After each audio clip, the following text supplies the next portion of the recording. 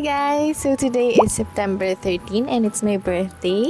And celebrate lang kami sa malapit na pastry shop. So get ready with me lang. Quick get ready with me lang para maayos-ayos naman ang mukha natin sa birthday ko.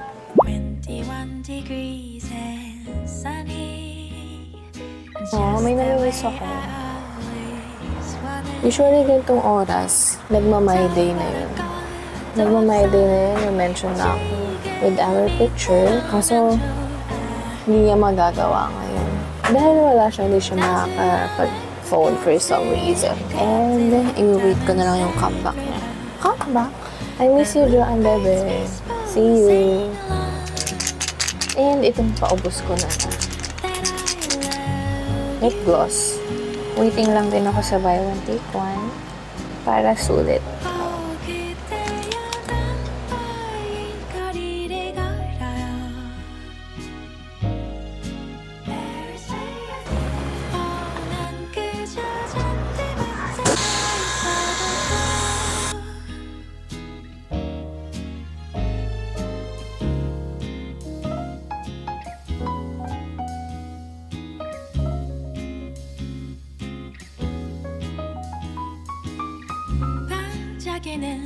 저기 Eiffel Tower. So let's do an unboxing. This is Earl's gift to me. Hair dryer siya with 1, 2, 3, 4, 5 attachments. So ito pang hair dry, pang blower, pang style, pang small curl, big curl, and firm smoothing brush. So let's unbox. Ang cute niya. Ang ganda ng box niya.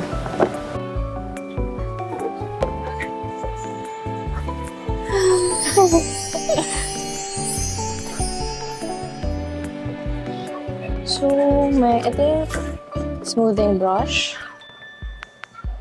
Ang ganda. Ito yung sa nozzle ng hair dry. So, i-attach lang yan dito lahat. Na-test ko na to kagabi. Yan lang ako nag-unboxing video. And then, ito yung styling nozzle.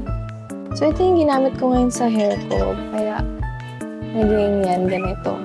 I think it's a good dupe of the Dyson Airwrap. Ito yung pang big curls and then small curls.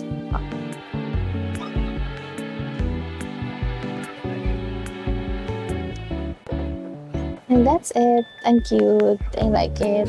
Thank you, Babu. Ooh. So, ayan. I'm done preparing. Let's go na.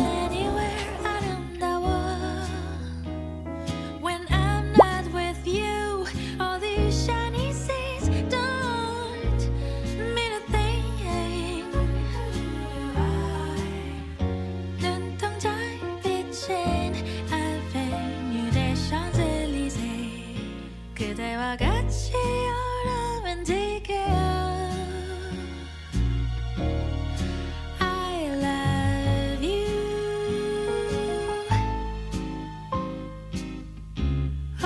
그대여 나와의 거리를. Okay, so we're here na sa pastry shop.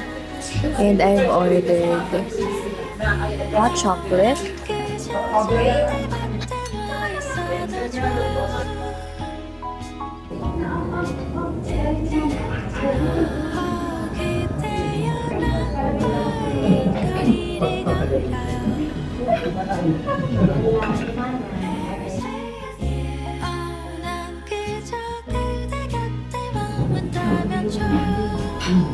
Look at the aftermath. Wala na. Wasak na. Hindi maubos talaga ng mga taong to. Cutie din ng ko. Ng birthday cake, mini cake. Creme brulee. So, mamaya ko na siya titikman kasi sobrang busog na talaga kami. Hindi lang to sa bahay namin. Kaya ito rin yung napili namin. Buti nga nakita to ni Early. Thank you, Bebo. Oh my gosh. Look at this. Guys, bakit ka nang pagkapasok ko? Ang ganda ng CR in fairness. Pero, ang highlight ng CR. Ha? Ano to, babe? Saan ako dapat Hello, ayaw siya. Ano na yung CR ko?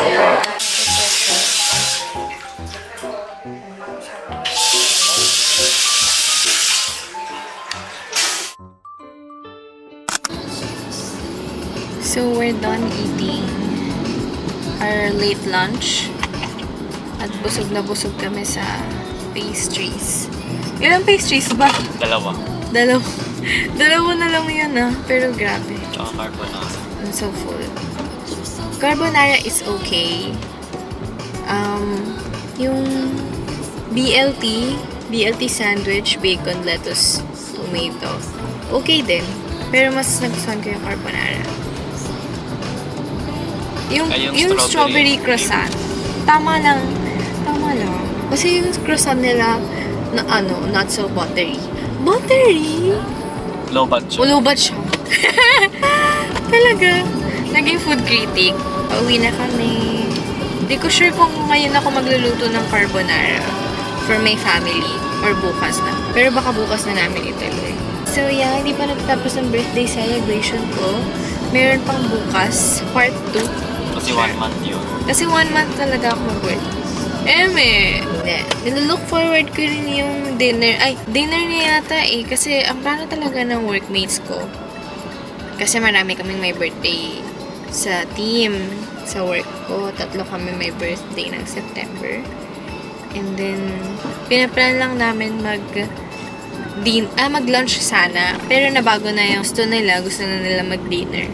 So, nilook forward ko pa yun. Sa September 30 pa yata. So, yun, uuwi muna kami.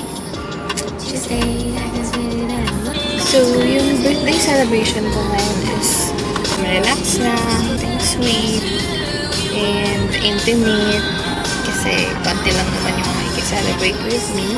Para hindi na rin ako mag-asikaso ng kung ano-ano. Halimbawa, sa bahay mag-birthday. Wala akong energy ngayon. Hindi ko alam kung bakit. Dahil ba tumatanda? Charot. Hindi pa naman ako sobrang tanda. Pero nandun na ako sa quarter life situation na tinatamad na ako mag-host ng parties.